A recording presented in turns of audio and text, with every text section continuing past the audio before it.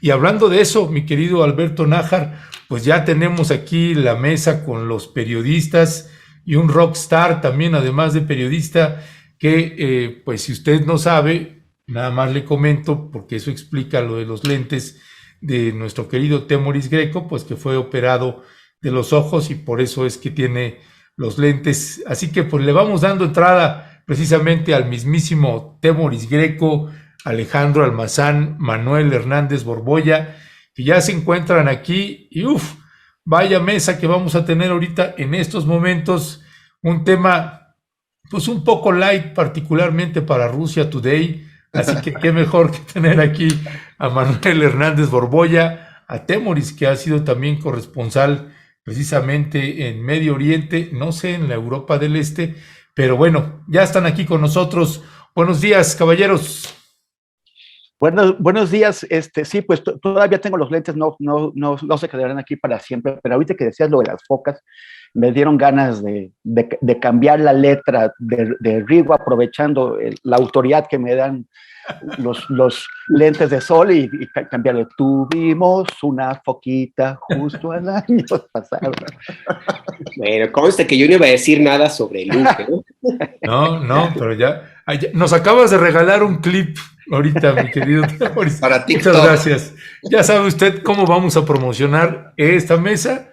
Pues ya lo vio usted, Temoris, cantando y bailando.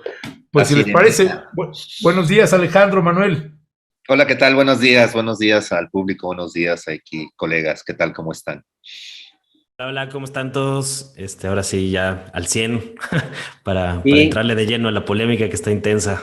Sí, qué bueno que están bien. Esta mesa pensábamos cambiarle a la mesa Cruz Roja porque vaya que les ha pegado a ustedes tres, ¿eh?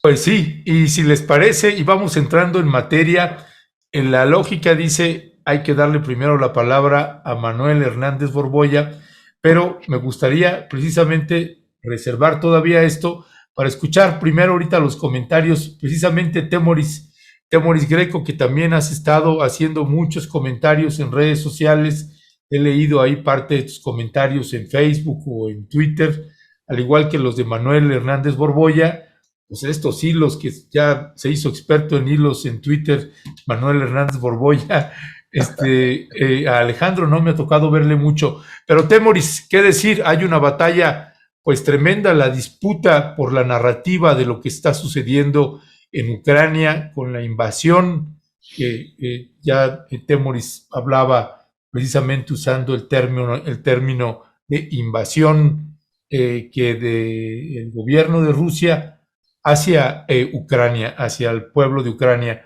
Así que, ¿qué decir, Temoris Greco, de esta disputa de la narrativa? Pues hay ya una guerra comercial durísima contra el gobierno de Vladimir Putin, pues les quitaron el SWIFT, pues las bancas internacionales les quitaron el código SWIFT, que es el que permite hacer transferencias bancarias. No es un asunto menor ese golpe ahí, además pues de empresas como Apple, que también pues retira sus productos y retira su venta de allá. Claro, dice temporalmente, el business es el business, pero hacen señalamientos así, también la Fórmula 1, en fin, pues toda una andanada de guerra comercial contra Rusia. ¿Qué decir al respecto, Temoris? Bueno, es un tema enorme y complejísimo, pero buscando un ángulo, yo creo que el más importante, el principal, es el de la gente que está sufriendo esta invasión. Y es una invasión a pesar de que el gobierno ruso trata de evitar esa palabra. O sea, trata de evitarla porque en Rusia hay muchísima gente que tiene nexos importantes, nexos personales con Ucrania, o son descendientes de ucranianos, o nacieron en Ucrania, o han estado ahí, o tienen amigos, o tienen familiares. Entonces, a muchos rusos les sabe mal esto de invadir Ucrania, y por eso se adopta este recurso de la propaganda, que es cambiarle el nombre a las cosas. Y Putin lo llama operaciones especiales. Operaciones especiales, que es cuando el ejército de un país entra en otro país y la gente de ese país resiste con todo lo que tiene, pero insisten en decir que son operaciones especiales y no una invasión, pues eso es un truco bastante desvergonzado de lo que es la propaganda. Hay gente que está ahí, hay ya varios miles de muertos, están directamente atacando a civiles, están atacando edificios. Esto se va a poner peor porque en la medida en que el ejército ruso no está cumpliendo, la idea de Putin era tener una blitzkrieg, una guerra relámpago que conquistara las principales ciudades, empezando por la capital Kiev, que lo conquistara en poco tiempo. No lo han logrado, la resistencia ha sido mayor que la que esperaban, y eso significa que tienen que recurrir a otras cosas. Y entre las otras cosas es incrementar los bombardeos. Están utilizando unas bombas que se llaman bombas de vacío, que lo que hacen es chupar el oxígeno que hay en los alrededores para magnificar de 10 a 15 veces el impacto de la explosión. Y esto, o sea, son bombas. Putin ha empleado el término quirúrgico, que es el mismo que empleó Bush cuando invadieron Irak. Dijeron que eran ataques quirúrgicos, como si esto fuera posible. No son quirúrgicos, son bombas enormes que están dejando un número grande de bajas civiles. Y esto se va a ir amontonando. O sea, vamos a ir recibiendo más y más imágenes que, por supuesto, van a acusar a la prensa internacional de estarlo exagerando, de que realmente no está pasando no es tan grave lo que está ocurriendo. Cuando estuvimos en Gaza, cuando cubrí la guerra de Gaza la última grande de 2014, también el gobierno de Israel, de Benjamín Netanyahu, nos acusó de exagerar las imágenes de los niños muertos, de las víctimas. Netanyahu llegó a decir que estábamos sacando imágenes de, así dijo, palestinos telegénicamente muertos. O sea, como si los palestinos se murieran para salir bien en la tele. Y bueno, esto es una barbaridad. También lo van a empezar a decir ahora. Los hechos están ahí, la gente está refugiándose, viviendo en el metro, viviendo en sótanos. Y esto no es humanitariamente aceptable. Más allá de cómo se quiera justificar o explicar o entender los motivos de una o de las dos partes, porque aquí hay dos imperialismos, el de Estados Unidos y el de Moscú, que se están enfrentando. Más allá de cómo se quiera explicar o entender, los hechos objetivos es que hay una población que está sufriendo la invasión brutal de un ejército de otro país. Quisiera preguntar tu opinión sobre este tema, Alejandro, y le quiero añadir un punto que además ocurrió. Dio su discurso a la nación, la tradicional que tiene que hacer cada presidente estadounidense una vez al año, y en esta ocasión se refirió hacia este tema de Vladimir Putin y la ofensiva que mantiene hacia Ucrania.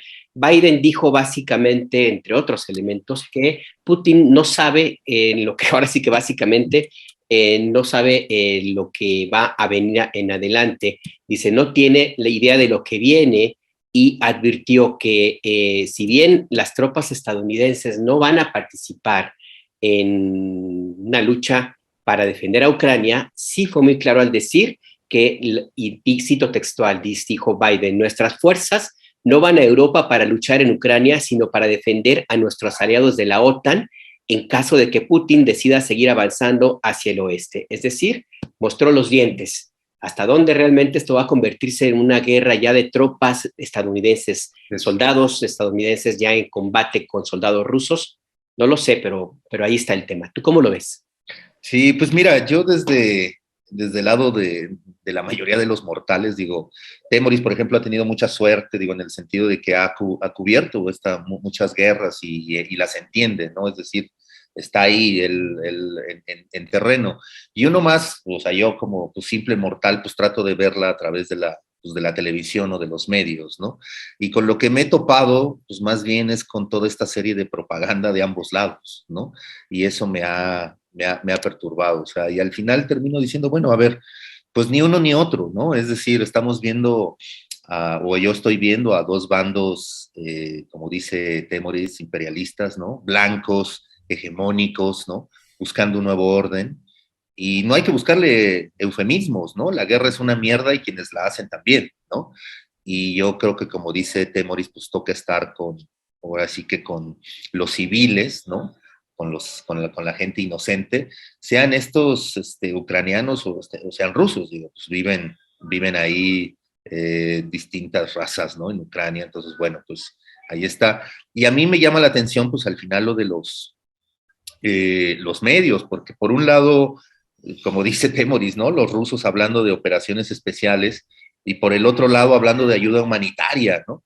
Entonces, ni uno ni otro hay que creerle, ¿no? Yo me he estado metiendo, por ejemplo, en YouTube, te metes al streaming, y hay streaming en vivo, hay cámaras en vivo, donde puedes estar monitorando Kiev las 24 horas, ¿no? O te metes a TikTok y hay también muchísimo fake news, hay también pues mucha épica americana, ¿no? El Capitán América, ¿no? Casi, casi. Y del otro lado pues también hay como mucha información en contra de los rusos, ¿no? Creo que estamos ante un fenómeno muy curioso, ¿no? En donde hay muchísima información a la mano, pero a la vez hay muchísima desinformación. Y eso como por lo menos a mí como espectador, digo, de alguien, de una invasión, pues estoy un poco confundido, ¿no? Porque trato de ver, bueno, a ver, y entonces aquí, ¿qué es lo que tengo que creer? Y tengo que ver 2, 3 versiones, y tengo que meterme al Twitter, y tengo que meterme a otras redes sociales para poder comprobar esta información. Entonces yo creo que ese es el problema en el que ahorita, por lo menos la gente como yo, un mortal que está viendo la guerra desde su computadora, ¿no? O la invasión, hay que llamarle mejor más bien una invasión, porque sí lo es, pues pareciera que estamos un poco perdidos, extraviados y no sabemos en qué creer en la información. Ese para mí es el mayor, creo, reto en este momento para los que estamos como viendo, ¿no? Esto de hacia qué es lo que tenemos que creer, qué no es lo que tenemos, qué es lo que no hay que creer. O sea, es decir, hay muchísima, de verdad, muchísima desinformación. Yo a veces platico con mi esposa, oye, a ver, ¿tú qué investigaste de esto y qué viste de esto? Entonces vemos distintas versiones, cosa que, bueno, pues que la mayoría quizá de la gente no lo puede ver y se queda solamente con un clip que pueda ver en las redes sociales. Y eso es ahí, creo, donde está el problema, ¿no? O sea, yo veo a mucha gente haciendo una épica del presidente ucraniano, ¿no? Y yo digo, bueno, o sea, está bien, a mí no me parece que habría que hacerle estas loas, pero bueno, así es, está pasando toda esta desinformación y uno de verdad ya no sabe si le está diciendo a sí, estás bien o estás mal por toda esta cruce de información. Ojalá, bueno, a la vez, también lo que está pasando es que los propios reporteros o propios medios, ¿no? Están circulando información y como le ha pasado a Manuel y seguramente ahorita nos va a contar más, pero cuando él manda o está retuiteando información que tiene que ver con Rusia, por ejemplo, Rusa Today, puta, pues le ponen ahí Twitter ya le pone ahí una etiqueta, ¿no? De que casi, oye, no, pues estás promoviendo a los medios rusos, ¿no? ¿Y por qué si yo retuiteo a la CNN no me pone que estoy también pues retuiteando ahora sí que a los medios americanos, ¿no? A los medios occidentales. Entonces ahí también, bueno, pues creo que las redes sociales también están jugando su propio juego. Twitter, pues evidentemente es occidental y pues bueno, pues nos está mostrando mucho, ¿no? Solamente la cara occidental. Entonces, difícil de verdad para uno como espectador saber hacia dónde va la guerra, ¿no? Y bueno, pues solamente estar pues con las víctimas, no se puede hacer otra cosa. Gracias, mi querido Alejandro Almazán. Pues Manuel Hernández Borboya, déjame plantearlo así, además de darle una dimensión de la naturaleza y lo dramático que pueda estar sucediendo ahí, pues también hay un embate, hace rato decíamos esta guerra comercial también que hay contra Rusia y contra los que trabajen en medios de comunicación, en este caso, pues una campaña fuertísima para que pues casi se cierre y desaparezca, le avienten una bomba a Rusia Today, los periodistas, en este caso, en tu caso, Manuel, pero también de esta joven Ina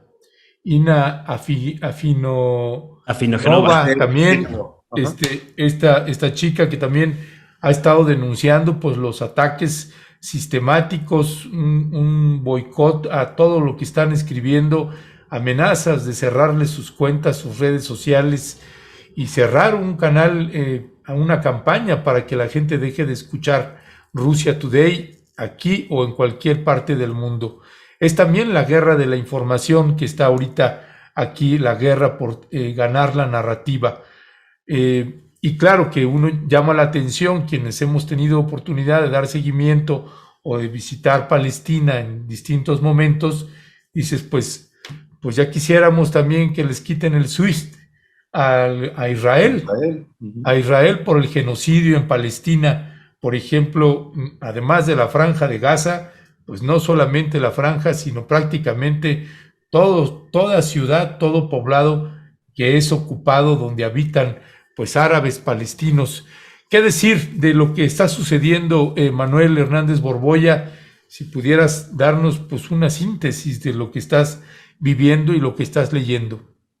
Sí, pues para mí es la crónica de una guerra anunciada. Llevan décadas preparándose las potencias para este momento, hasta que finalmente lo lograron. Hace muchas décadas que se está preparando esta guerra y este conflicto. Realmente las raíces profundas tienen que ver con la desintegración de la URSS y la expansión de la OTAN hacia el este. Cada vez se va juntando más evidencia que curiosamente es omitida y minimizada de manera muy conveniente por los grandes medios corporativos de la prensa occidental, como por ejemplo un documento que publicó el semanario alemán Der Spiegel sobre cómo las potencias occidentales, Alemania, Francia, Gran Bretaña y Estados Unidos se habían comprometido a no expandir a la OTAN más allá del este de Alemania, como parte de los acuerdos en 1991, acuerdos que por supuesto no se cumplieron, y a partir de 1999 la administración Clinton empieza a promover la expansión de la OTAN a países como Polonia, República Checa, entre otros. Entonces, paralelamente a esta expansión de la OTAN, que incluso reconocido por el actual director o quien fuera director de la CIA durante la administración Biden, han reconocido abiertamente que es una provocación contra Rusia, dicho por ellos, no por mí, para que no vayan a decir que es propaganda rusa. La CIA y el gobierno de Estados Unidos sabían perfectamente que expandir a la OTAN hacia el este, ya no digamos hacia Ucrania, hay un país grande colindante con Rusia, iba a ser tomado como una provocación. Paralelamente a este proceso de expansión de la OTAN, el gobierno de Estados Unidos ha inyectado grandes cantidades de dinero vía USAID, vía estas agencias para el desarrollo, a promover la democracia. Obviamente, pues es la democracia a la gringa, a la europea, estas democracias liberales en donde se promueve la transparencia, la lucha anticorrupción, pero es una lucha anticorrupción como la que estamos viendo aquí en México con Claudio X González, ¿no? Entonces no hay que perder de vista esa situación. Y la manera en que han invertido cantidades exorbitantes de billones de dólares, pues les ha reditado políticamente. Por ejemplo, y voy a citar al analista de la Armada de Estados Unidos, Gregory Warner, él comentaba que la cantidad de dinero que se invirtió en organizaciones no gubernamentales rindió sus frutos en lo que se llamó la Revolución Naranja de 2004, en la que se aplicó también el manual de golpe blando desarrollado por el politólogo Gene Sharp, en el que un grupo de organizaciones civiles no gubernamentales financiadas por Estados Unidos fueron claves para un cambio de gobierno, y a partir de ahí se construyó una nueva institucionalidad en Ucrania, que entre otras cosas derivó también en un golpe de Estado en 2014 con el Euromaidán, en el que si bien empezaron legítimamente grupos como los estudiantes y otros a generar algunas protestas, fueron las milicias y los grupos de ultraderecha los que acabaron concretando el golpe contra Yanukovych, el entonces presidente ucraniano. A partir de entonces se instala una junta, una especie de junta militar promovida por una oligarquía en la que se partió y fracturó al país. Recordemos que la parte sur y la parte este de Ucrania son principalmente rusohablantes, Y esto provocó al país, es parte de un proyecto de balcanización muy similar al que siguieron en Yugoslavia y que ahorita están implementando en Ucrania con el objetivo de hacer que Ucrania libre la lucha contra Rusia que beneficie a los intereses de Estados Unidos y de la OTAN. Es decir, están usando a Ucrania como arma geopolítica y como carne de cañón, así hay que decirlo, para que se libre la lucha contra el enemigo, que es Rusia. Y no hay que perdernos en este asunto. Esta es una disputa por la hegemonía global. Así hay que entenderlo. Estados Unidos y Europa harán todo lo posible por mantener su hegemonía y están percibiendo como una amenaza el crecimiento de Rusia en varios aspectos, ¿no? Y el asedio y el acoso que han sostenido contra Rusia no es de ahorita, es de hace varios años. Por eso precisamente hoy, por ejemplo, vemos que casi año y medio después de que se empezaron a desarrollar las primeras vacunas, sigue bloqueada la vacuna Sputnik V en la Organización Mundial de la Salud. Es decir, las potencias hegemónicas en Occidente no van a permitir que Rusia les coma el mandado o les gane terreno en sectores geoestratégicos como las vacunas, en el caso de los energéticos, y eso explica también el boicot sistemático contra el gasoducto Nord Stream 2, o también en otras áreas como en los medios de comunicación, y eso explica también la censura que estamos viendo actualmente contra medios rusos como RT y Sputnik, a los que se les ha calificado de ser propaganda rusa, cuando realmente pues han mostrado otra cara del conflicto que se han ocultado convenientemente en los medios occidentales. Y no me crean a mí, ustedes verifiquen lo difícil que es encontrar en la cobertura de los medios occidentales, por ejemplo, las declaraciones del presidente ucraniano Volodymyr Zelensky, el del 19 de febrero, sobre la posibilidad de que Ucrania no solo fuera parte de la OTAN, que es un proyecto que se intensificó en estos últimos años y que explica buena parte de la escalada de las tensiones y de los bombardeos también en la región del Donbass, sino que el 19 de febrero de este año hace una declaración de que Ucrania no solo podría integrarse a la OTAN, sino que además podría empezar a producir armamento nuclear. 2 días después, Putin declara o reconoce la independencia de Donetsk y Lugansk, que había mantenido 8 años o tratando de resolver por la vía diplomática, y posteriormente anuncia esta operación militar en Ucrania. Entonces, hay que entender las causas profundas que están generando este conflicto y no nada más quedarnos con las imágenes de los civiles que están sufriendo. Por supuesto que la guerra es condenable en toda su dimensión, y por eso mismo hay que entender qué es lo que la está provocando para poder evitarla, ¿no? Porque si nos quedamos nada más con las imágenes de la gente que está sufriendo en Ucrania, que está echada a andar la maquinaria propagandística de Occidente a todo lo que da, mientras no vimos esas mismas imágenes con la gente, con los casi 14,000 muertos que ha generado el conflicto en Donetsk y Lugansk, pues nos vamos a perder y vamos a acabar replicando mucho de la propaganda estadounidense para sus fines, ¿no? Entonces, me parece que hay que tener muy, muy claro qué es lo que está ocasionando el conflicto para entender cómo se están moviendo los distintos actores. Y para mí queda muy claro que a Europa y a Estados Unidos les surgía una guerra. Tan es así que en vez de ver o estar tratando de promover una solución diplomática de este asunto, están minando las conversaciones entre Ucrania y Rusia, al mismo tiempo que están inyectando grandes cantidades de armas. Es decir, están mandando a luchar a los ucranianos la guerra de Occidente o de las potencias de Europa Occidental y de Estados Unidos contra el enemigo ruso. Entonces, este asunto de la rusofobia y demás, que está muy proliferado entre la prensa occidental, es parte de esta campaña propagandística para generar condiciones y que puedan rendir frutos los montajes mediáticos como los que hemos visto en el último año, porque en la prensa occidental se hablaba de la inminente invasión rusa desde noviembre del año pasado, sin tomar en cuenta que hubo una escalada de tensiones en la región del Donbass desde febrero de 2021, y esto fue generando condiciones para presionar cada vez a Putin a que tuviera una reacción. Se puede criticar y puede ser cuestionable si la reacción de Putin de mandar tropas a Ucrania fue la adecuada, pero uno puede deducir que los cálculos de Moscú fueron que precisamente iba a ser más conveniente mandar tropas ahora que Ucrania todavía no es parte de la OTAN, a esperar a que se integrara formalmente a la OTAN y que hubiera la posibilidad de que desplegaran armas nucleares en el territorio, apuntándole a Moscú. Yo no sé hasta qué punto pues, los analistas a favor de la prensa occidental o de la narrativa que está tratando de imponer la prensa occidental, de que Putin, por su calidad de dictador, como ellos le llaman, provocó una guerra como si todos estos antecedentes no existieran, y hasta qué punto Rusia se tenía que quedar viendo cómo en el vecino le ponían misiles que estaban apuntando directamente a su territorio, cuando la raíz del problema es el expansionismo de la OTAN, que eso no tiene justificación alguna tras la caída del bloque soviético. Entonces, me parece que es importante señalar eso y no hay que perdernos de vista que es una disputa por la hegemonía y que a las potencias occidentales estaban ávidas y les surgía esta guerra. Gracias. Perdón, nada más tantito. Responder.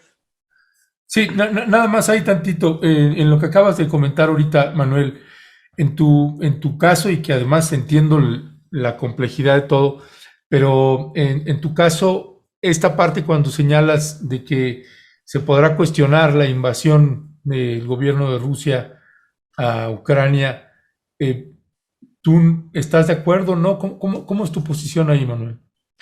Bueno, a mí yo estoy en contra de la guerra en general, pero hay que analizar la situación a fondo, ¿no? Yo me pregunto si realmente era la única opción que ya le quedaba a Putin y al gobierno de Moscú, si no había otras formas de utilizar los aparatos de inteligencia de otra forma, de presionar por otras vías. A mí me queda claro que en Occidente le clausuraron completamente la vía del diálogo a Putin. Lleva años advirtiendo sobre las líneas rojas, que iban a tomar como una provocación lo que están haciendo ahorita en Ucrania. Todavía el 14 de febrero estaba llamando a recuperar los acuerdos de Minsk. Y hubo una omisión completa por parte de los gobiernos occidentales. Entonces me parece que sí presionaron demasiado a Rusia, que acabaron optando por lanzar una escalada bélica contra Ucrania.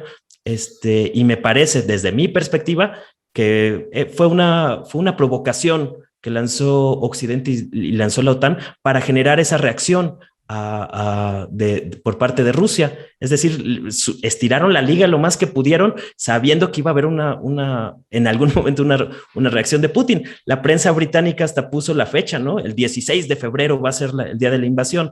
No vimos el día de la invasión ese día como tal, sino hasta el 24 de febrero. Y lo que sí vimos el 16 de febrero fue una escalada de los bombardeos contra la población rusoparlante en la región del Donbass por parte del ejército ucraniano y de los grupos militares que han estado financiando desde Occidente. Es decir, le estaban tendiendo la cama a Putin para que inmediatamente reaccionara y lo acusaron. Ya ven cómo efectivamente hubo una invasión. Obviamente, pues todavía trató de darle cierta legitimidad a esta ofensiva militar que estaba ya preparando a partir de ese punto, reconociendo primero las regiones autónomas de Donetsk y Lugansk. Entonces, podemos criticar o tratar de condenar la guerra y la violencia en todas sus formas, pero hay que entender qué está causando la violencia, porque me parece que la reacción de Rusia y de Putin no se da de a gratis, ¿eh? O sea, no es como que un día se le ocurrió invadir Ucrania, porque a final de cuentas, ¿qué está obteniendo o qué está ganando a cambio Rusia? Está siendo sancionada con unas sanciones que nunca habíamos visto, ni para Estados Unidos cuando invadió Irak con una serie de mentiras, ni cuando invadieron Afganistán. Es decir, es desproporcionado lo que estamos viendo hoy en día, y hay una campaña mediática muy, muy fuerte echada a andar. En el último mes, Estados Unidos bombardeó Somalia, Israel bombardeó Siria, Arabia Saudita bombardeó Yemen, Rusia bombardeó Ucrania, y solo hemos visto que en la prensa occidental hacen un gran escándalo por este último caso, porque en los otros tres, cuando están involucrados Estados Unidos y sus aliados, se minimizan todos los hechos de violencia que ocurren normalmente en el mundo, ¿no? Entonces esto es una hipocresía y no es tanto que les indigne la guerra, sino lo que les molesta a las potencias occidentales es que están perdiendo poder. Ese es el trasfondo del conflicto que estamos viendo en Ucrania y no hay que perdernos de vista que es una disputa por la hegemonía. Temoris, ¿cómo lo ves? Adelante, Temoris. Sí, gracias. Bueno, yo sí tengo varios puntos en donde no estemos de acuerdo, Manuel y yo. Nada más quiero decir que somos amigos y que hemos colaborado en proyectos importantes y que, bueno, este es un punto de disidencia y tenemos que comentarlo. Sí, totalmente. Es una disputa por la hegemonía, o es una parte de la disputa por la hegemonía global. Lo que me llama la atención es que al presentar esta disputa por la hegemonía global, en donde hay dos poderes que se enfrentan, para ti hay uno que es el responsable de todo y el otro es una víctima empujada a invadir Ucrania, como si nunca se les hubiera ocurrido invadir Ucrania. Los engañaron, y es una visión, mi querido Manuel, bastante parcial. Y voy a explicar porque sí hay una disputa por la hegemonía global, como la ha habido en todos, o sea, en general, todos los conflictos locales son utilizados como parte de este tipo de disputas. A lo largo de la historia es así. Y eso lo hemos visto especialmente desde la Segunda Guerra Mundial. Por ejemplo, Vietnam. Vietnam fue también parte de la disputa por la hegemonía global. Esto descalifica el derecho que tenían los vietnamitas de mantener la integridad y la independencia de su país. Angola era parte de la disputa por la hegemonía global.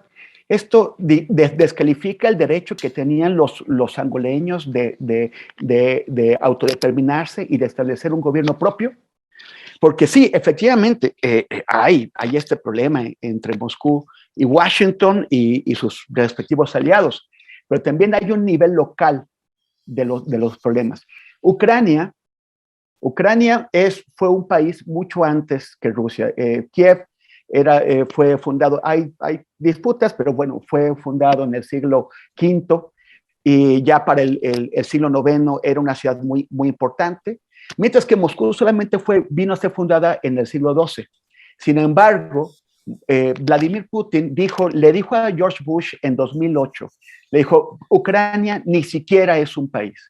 Y por si eso se pudiera olvidar, el 21 de febrero, Vladimir Putin sostuvo en un discurso que se puede hallar en cualquier lado si le buscan, dijo que Ucrania ni siquiera tenía estadidad, o sea, que ni siquiera podía ser un estado viable, porque los rusos no lo ven como un país independiente, como no ven a otros de sus vecinos como países independientes, sino los ven como vasallos.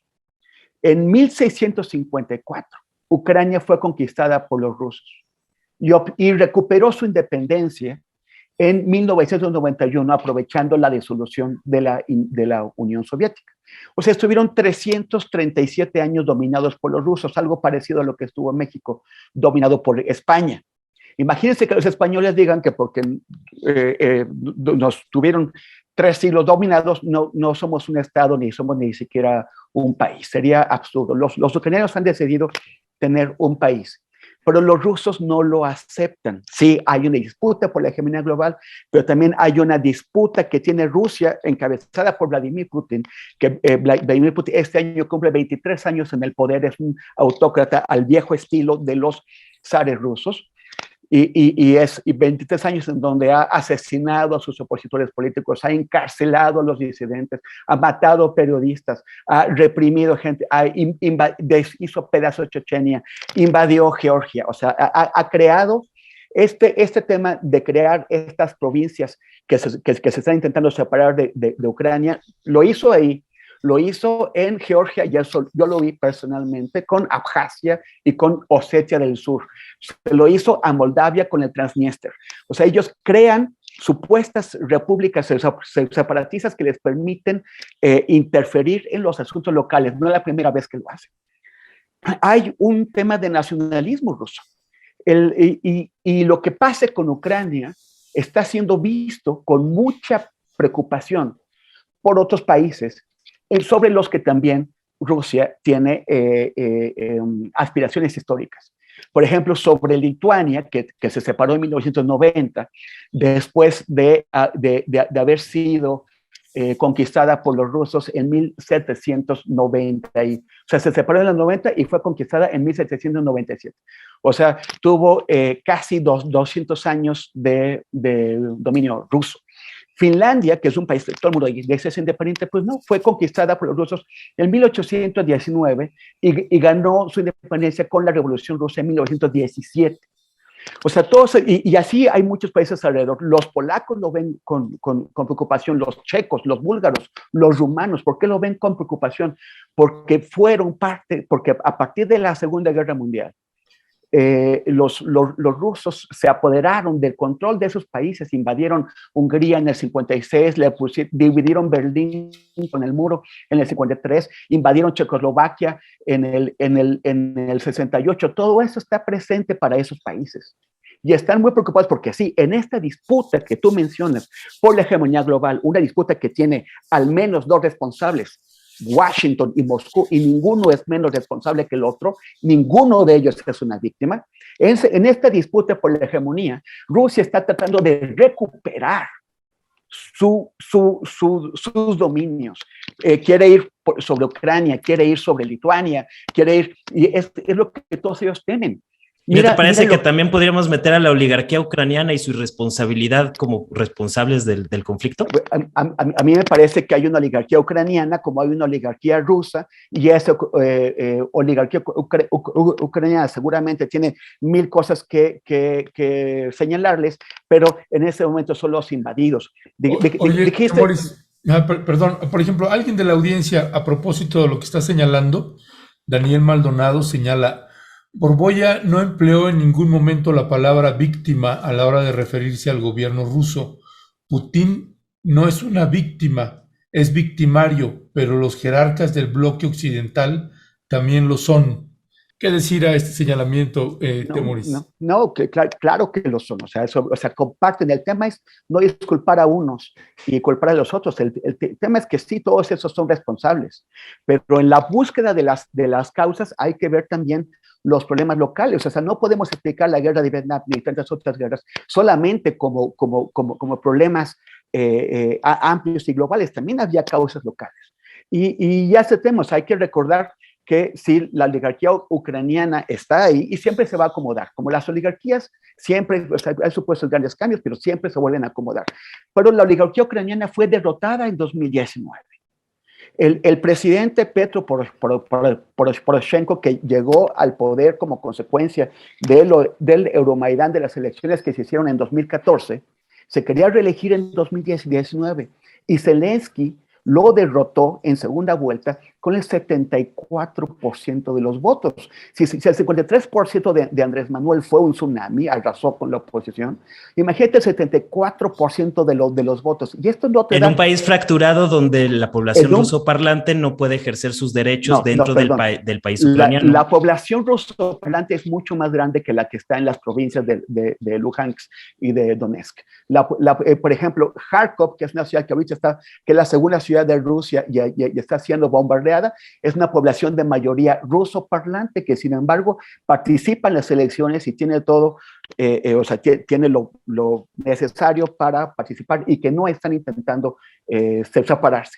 Y de todos modos, hay una mayoría de ucranianos que escogió a su gobierno, que nos puede caer gordo Zelensky y todo lo que quieras, pero es el producto de elecciones democráticas, y si no es la autoridad, ¿quién la es? ¿Quién la tiene? Y con respecto a los misiles, si Zelensky dijo en algún momento que tal vez se le ocurrió que van a producir misiles, en primer lugar, Ucrania no tiene la capacidad de producir misiles.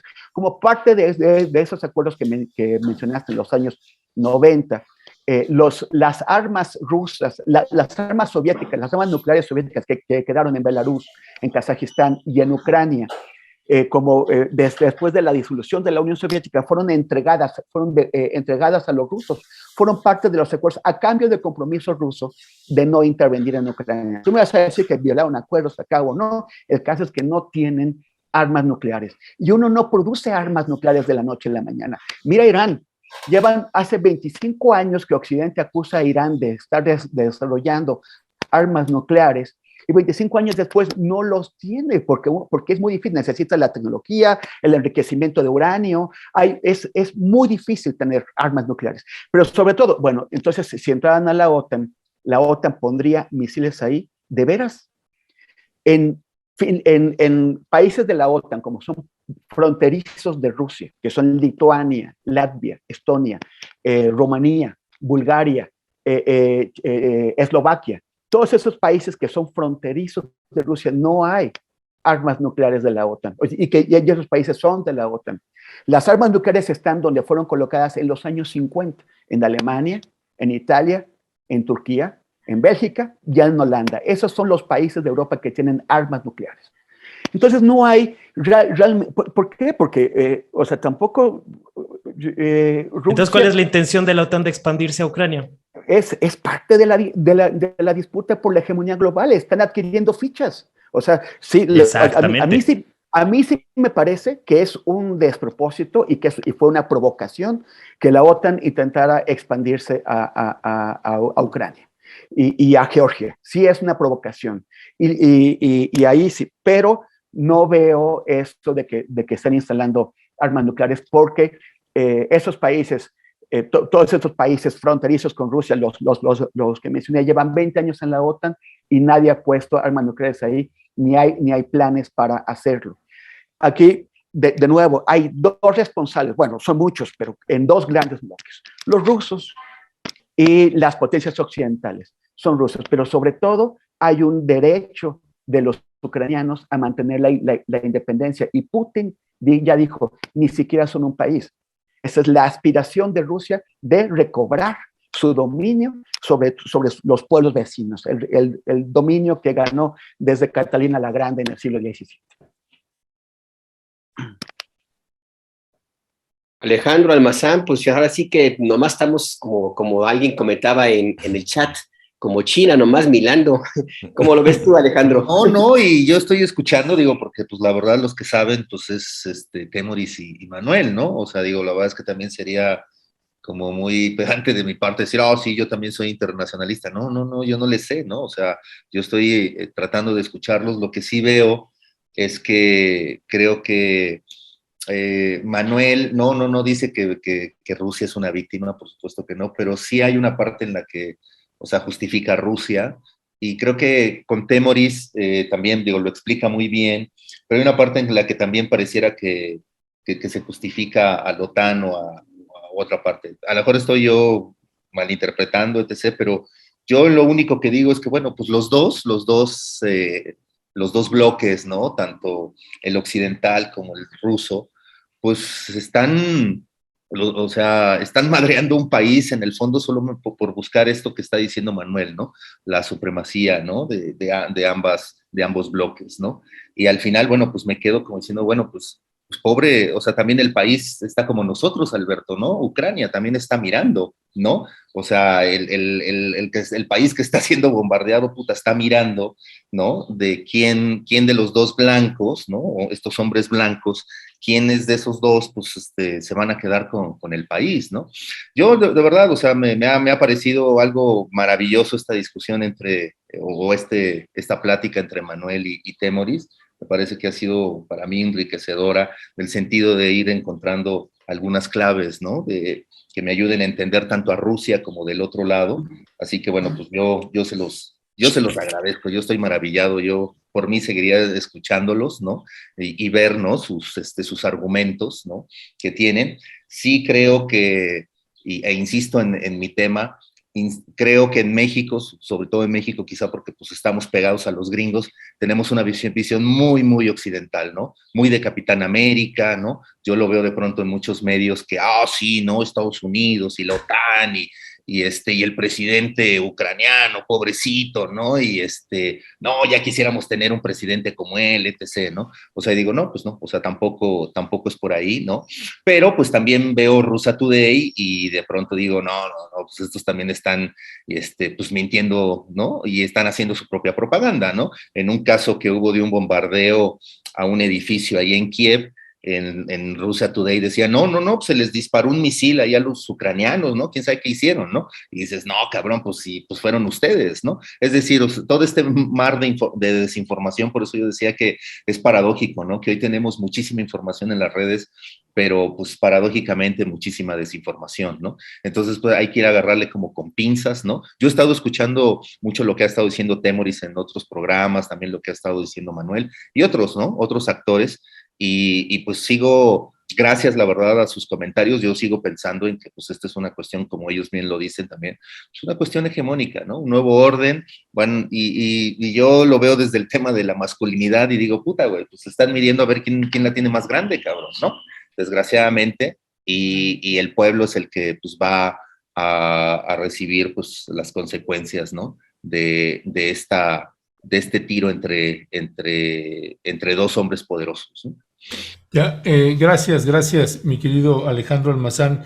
Manuel Hernández Borboya, hay evidentemente polaridades que incluso uno puede estar leyendo con la propia audiencia y dice, no, pues ánimo, no, Manuel, qué gran speech, y Temoris, no, adelante. Mire, créanos que aquí hay un análisis, un balance, se están poniendo distintos ángulos. A Temoris ya le están diciendo pro yankee, no sé qué tanta cosa. No se apasione de esa manera que se le nuble el criterio, que es algo que le pertenece solamente a usted y a nadie más. Son elementos que están colocando dos periodistas que han estado trabajando durante varios años el tema y que nos parece que esto lo enriquece. Hay un punto que tocabas, Manuel, que a mí me parece fundamental también, entendiendo un país tan poderoso como Rusia y que está enfrentado prácticamente desde hace muchos años ya. La Unión Europea pues ha estado en una campaña intensa contra Rusia y los Estados Unidos pues ni se diga. Así que estas alianzas de Occidente pues se dejan ver en este punto. Cuando uno piensa en un personaje como Vladimir Putin, al que yo también considero que es un tipo pues siniestro en muchos sentidos, pero también un tipo que enfrenta grandes poderes que hemos estado combatiendo muchísimos periodistas durante muchos años y que tienen que ver con estas campañas, esa infodemia que han estado. Si ahorita hablan de Rusia Today, pues podemos hablar de CNN o de Fox, cómo han estado ocultando guerras, masacres, genocidios en países de Medio Oriente o de Somalia, si el día de ayer estaba siendo bombardeada, y pues el tema es Ucrania y no Somalia. Ya sabemos que hay una distorsión y una guerra, una disputa muy, muy fuerte. El presidente Vladimir Putin, y déjame colocarlo así, Manuel, ha hecho señalamientos donde dice cualquier país que se atreva a entrar o que quiera intrometerse aquí, se tiene que atener a las consecuencias. No se lo vamos a permitir. Un tipo también que pone su país y pone su criterio frente a cualquier otro poder hegemónico que intenta invadir, colocó y dijo, pues es tan básico como decir que nosotros ponemos una plataforma de misiles en México, pues tampoco se permitiría. Es algo parecido, entiendo esta parte. ¿Qué decir del posicionamiento de Vladimir Putin en este escenario mundial? Que yo entiendo parte de tu planteamiento, Manuel, en cierta medida, una parte también la comparto, en qué haces como país. Ahí los dejas que entren, los dejas que tomen el control de ahí o no. Es una decisión bastante compleja que tiene que tomar un mandatario que tiene un país hegemónico y poderoso. No estoy de acuerdo con una invasión y señalo, es una invasión a un país y quien paga las consecuencias pues es la población civil. En una reflexión final, Manuel Hernández Borboya, ¿qué estamos enfrentando como periodistas que intentamos colocar pues la verdad, el criterio de lo que estamos nosotros viendo, y de pronto pues estás en un medio de comunicación que pues la pregunta obligada es, ¿hay censura? ¿Hay algún tipo de restricción que tienes en Russia Today que dicen, bueno, pues es que está defendiendo los intereses de su medio y más? Me parece, y a usted que me está escuchando, que ahorita Manuel Hernández Borboya y Temoris Greco colocaron ángulos bastante interesantes que le permiten a usted pues tener una dimensión de la complejidad que tiene un país y una región, en este caso, ahí en la Europa del Este. ¿Con qué te despedirías, Manuel Hernández Borboya, esta complejidad que estamos viendo actualmente? Pues mira, todos los medios de comunicación tienen intereses, igual que todos los gobiernos, entonces hay que leerlo a partir de los intereses en los que funciona cada quien. Yo puedo decir que como periodista, yo he pasado ya por varios medios, varias redacciones, entre ellos medios gringos también, como fue en su momento CNN México y también el Huffington Post en México, que abiertamente tenía intereses pro Hillary Clinton de manera muy marcada y que con la llegada de Donald Trump se derrumba, ¿no? Y yo sí te puedo decir que yo nunca había trabajado en un medio tan profesional como lo es RT en español, en el que he tenido un rango de libertad que no he gozado en otras redacciones, ¿eh? Eso sí lo puedo dar testimonio. Y también por eso yo salí a defender a RT en español. A lo mejor si hubiera estado en otra situación, pues nada más me quedo callado y me hago el desentendido, ¿no? Pero creo que es importante salir también a defender las posturas que uno realmente cree. O sea, no tenemos por qué mordernos la lengua cuando estamos viendo las cosas de cierta manera. Y sobre la situación en Ucrania, lo que comentaba Temoris, yo tengo aquí algunos comentarios. O sea, creer que Zelensky es un presidente legítimo porque obtuvo muchos votos es como haber dicho, o en su momento, que Enrique Peña Nieto era un presidente legítimo porque también obtuvo muchos votos a pesar de que fue cobijado y respaldado por una estructura oligárquica que incluso le inyectó mucho dinero a su campaña. Y lo menciono por los intereses que hay detrás de Zelensky. A lo mejor Temoris no conoce al empresario Igor Kolomoisky, uno de los grandes oligarcas rusos, ucranianos, perdón, empresario del acero, que además él era el dueño de la televisora donde se impulsó la carrera política de Zelensky, que tenía un papel como un presidente del pueblo y a partir de ahí construye su imagen como presidenciable y es cobijado por este oligarca que, por cierto, está siendo señalado también de financiar a los grupos paramilitares nazis. Para los que quieren bajarle 2 rayitas a lo de los nazis en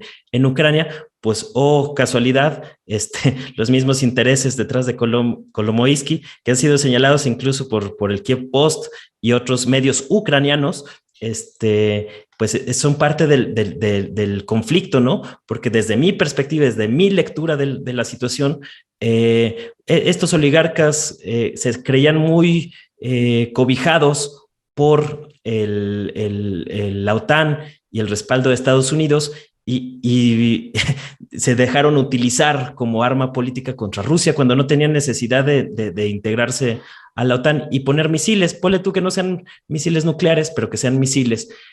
Qué paradójico que Estados Unidos y la OTAN estén promoviendo esta alianza militar de la OTAN en territorio ucraniano, colindante con Rusia, cuando al mismo tiempo llevan promoviendo 60 años de bloqueo contra Cuba, cuando intentaron hacer algo similar durante la crisis de los misiles. Entonces, este tipo de contradicciones en Occidente me parece que han sido minimizadas por la prensa occidental, como también se ha construido una versión bastante extraña de Putin, que si bien es un líder, un presidente que tiene tintes autoritarios, es cierto, hay que reconocerlo, como lo tienen otros líderes del mundo, porque yo, si vamos a hablar de autoritarismo y de democracia, a mí me parece una burla y una farsa que nos hemos tragado durante mucho tiempo, que ahora las potencias colonialistas de Europa nos vengan a dar clases de democracia cuando precisamente su hegemonía históricamente la han construido a partir del colonialismo y de invadir y de saquear países de todos los continentes del mundo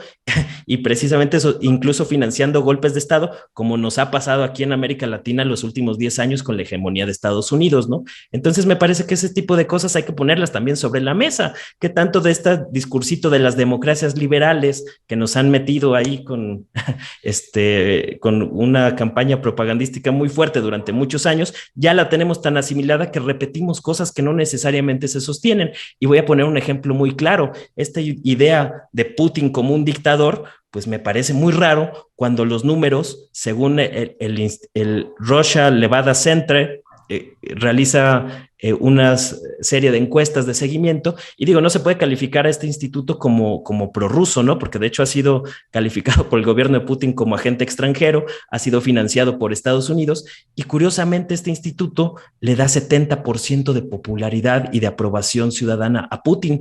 Qué extraño dictador que cuenta con un 70% de aprobación ciudadana. Ya quisiera presidentes como Biden, que según la encuesta de Morning Consult tiene un 50-55% de rechazo de su población, luego de que las élites financieristas de Wall Street, que son las que controlan al mundo, lo metieron ahí con calzador cuando la opción de arrastre popular era Bernie Sanders.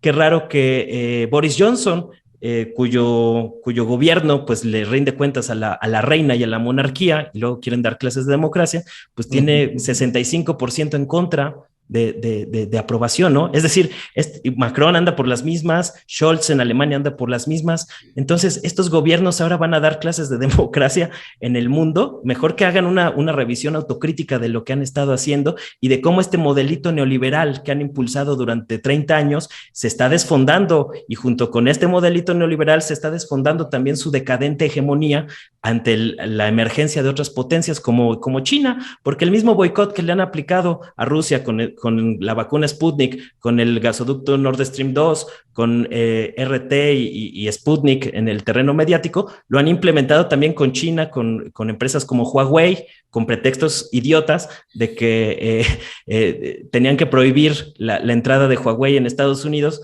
porque los iban a espiar los chinos a través de estos dispositivos electrónicos, ¿no? Entonces hay que darnos cuenta de lo que está en juego. Estamos en un proceso histórico donde la hegemonía de Estados Unidos y de Europa va en decadencia, mientras otras potencias que no están dispuestas a cuadrarse a los intereses de Estados Unidos, de Europa y del orden mundial y de las instituciones globales que ellos han creado y que operan y que lo hacen de manera completamente arbitraria, están empezando a comerles el mandado en varios ámbitos y no están dispuestos a ceder. Esta es la raíz del problema y no solo la crisis de Ucrania, va a seguir generando conflictos mientras no haya un reconocimiento de esta situación, que es parte de un proceso histórico que tiene que ver con procesos más amplios, que ahorita sería un poco extenso comentar, pero no hay que perder de vista eso, es una disputa por la hegemonía, lo reitero.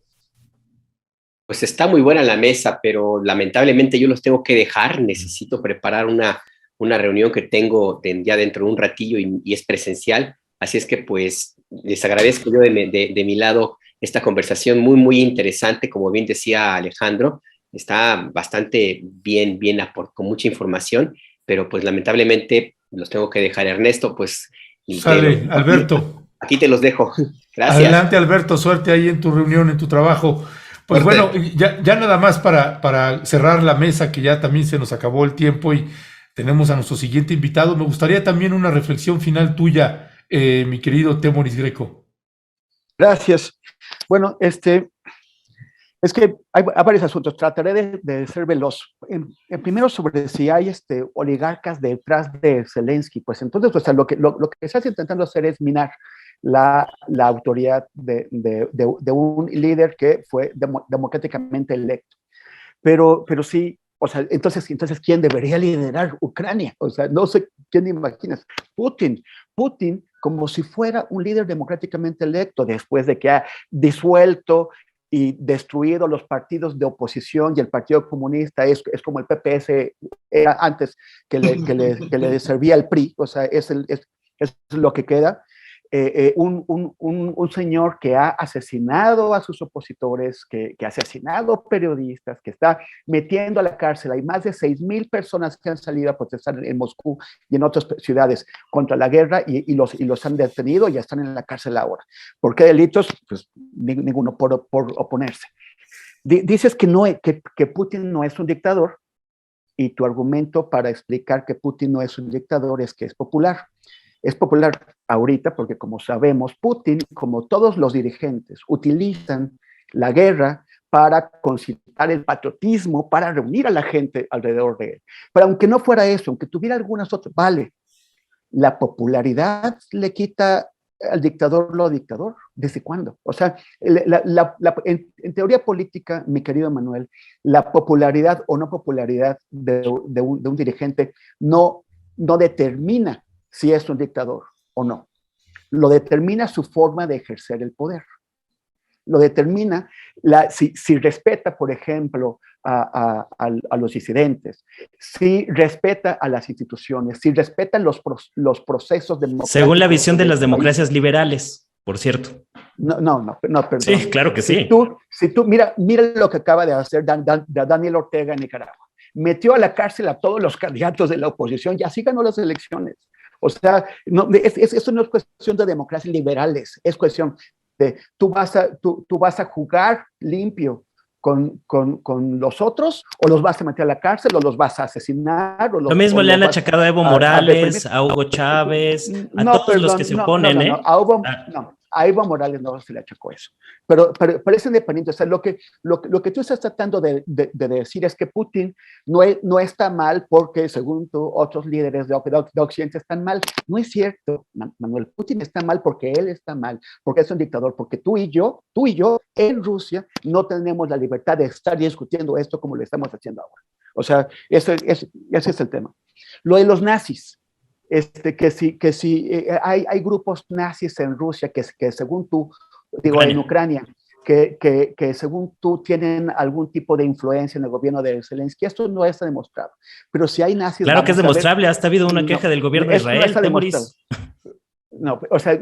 Que existen, pues claro, pero resulta que hay nazis o grupos fascistas, un nazi es un fascista alemán, entonces ahí Putin está mal. Pero bueno, hay fascistas en Ucrania, grupos fascistas, y hay grupos muy fascistas en Rusia, y nada más hay que ver al presidente. Aquí la cosa es que los grupos nazis son parte de las Fuerzas Armadas del gobierno, ahí está el batallón Azov. Nada más que el presidente ruso es un fascista, perdón, ¿cómo ejerce su poder? ¿Cómo elimina a la oposición? Eso es fascismo. O sea, no me hables de unos grupos que no estamos seguros que tanta influencia tienen, cuando el presidente de Rusia es un fascista y por eso invade otros países. Ahora, ya para salir un poquito del tema, nada más, lo de los chinitos, lo de los chinos, es que, como decían que estamos nada más mirando, me acordé de aquello de como chinito nada más mirando. Los chinos se están mirando y se están divirtiendo mucho, ya están aplaudiendo. Este apoyo que le dan a Rusia es un apoyo puntual. Ellos también ven a Rusia, fueron enemigos. Mao fue enemigo de Stalin durante muchos años y eso todavía persiste. Ahora les conviene porque tienen distraído a Occidente cuando el verdadero gigante emergente, o sea, sí hay una decadencia en Occidente, tienen razón. Hay una decadencia en Rusia y como no la quiere admitir Putin, por eso invade otros países. O sea, y los que vienen arriba ya están divertidísimos mirando cómo se pelean los otros, los chinos. Hay que tener también eso. Y finalmente, ya para cerrar, Manuel, yo estoy muy preocupado con lo que no sé si te lo están haciendo a ti, pero lo que le están haciendo a otros colegas que están marcando lo que mencionaba Ernesto hace un rato, sus cuentas de redes sociales. Porque primero se le hicieron a Trump, ¿no? Por supuesto que Trump es un personaje mega nocivo y muy peligroso, que utilizó las redes sociales para hacer daño, pero bueno, primero se lo hacen a Trump, luego se lo hacen a los antivacunas. Ahora van por quienes están trabajando para medios que no les gustan de las redes sociales.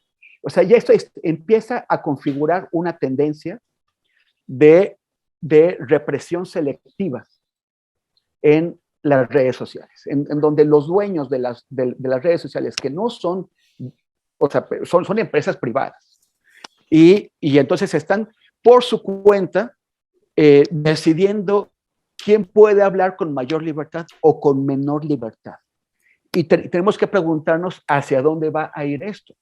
Tenemos que preguntarnos, por ejemplo, si llegará un momento en que si surgiera un movimiento en algún país como el de los zapatistas en el 94 en México, de pronto también los van a excluir de las redes o los van a marcar de alguna forma. A mí me parece que yo por eso cuando sacaron a Trump, cuando le quitaron sus redes sociales, yo manifesté mi desacuerdo, porque si aplaudimos o de alguna forma convalidamos el que se le empiecen a hacer a unos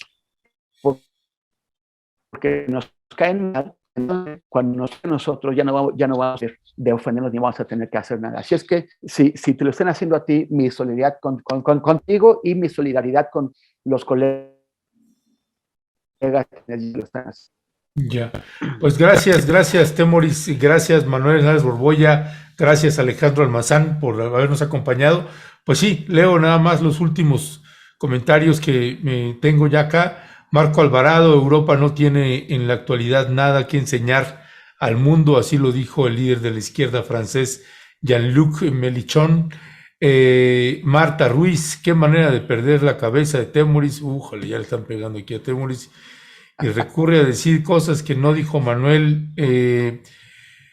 Dice Elena Calleja, dejen que hable a Temoris, pero yo no le creo. Que la canción. Parte de la verdad la tiene Manuel. Temoris, estás mintiendo. En Rusia sí puedes hablar. Mi hermana vive allá. Y sobre lo de la ONU, lo de los grupos nazis, pues Daro Fernández hace la aclaración. El dato es de Naciones Unidas, ya denunció estos grupos neonazis desde el 2014 ahí en Ucrania. En fin, pues hay muchísimos ángulos y entiendo que usted se apasione y nosotros no tenemos más que agradecerle a Manuel Hernández Borboya y a Temoris Greco por colocar estos ángulos y estas miradas. Créanos que ninguno de estos compañeros, colegas, está a favor de que existan tiranos que dominen y controlen y están intentando justificar. No, son los ángulos y las miradas de dos periodistas que se han documentado lo suficiente sobre el tema y que tienen, claro, su percepción y su ángulo, como lo tenemos también nosotros en este y otros temas. Ahorita dejamos hablar quienes han estado trabajando por varios años en esto. Temoris Greco, Alejandro Almazán, Manuel Hernández Borboya, les mandamos un fuerte y fraterno abrazo y muchas gracias. Abrazos. Nos vemos. Gracias, Bye. gracias por la plática. Fue muy interesante. Cuídense mucho. Gracias. Chao.